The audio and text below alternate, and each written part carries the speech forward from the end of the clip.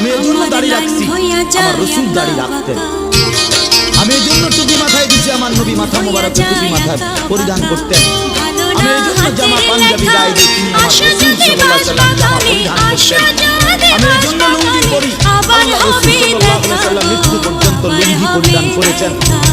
জ্যৈষ্ঠ মাসে আম রাখি, আল্লাহ নবী সাল্লাল্লাহু আলাইহি ওয়াসাল্লাম বলেছেন, জ্যৈষ্ঠ মাসে আম পাকে, যে মানুষটা ভাদ্র মাসে পাকে তোমার আশায় আমি বন্ধু, তোমার আশায় আমি থাকবো কত কাল বলো, থাকবো কত এটা কাল। হাদিস, এটা ফিতরা, আশারুম মিনাল ফিতরা।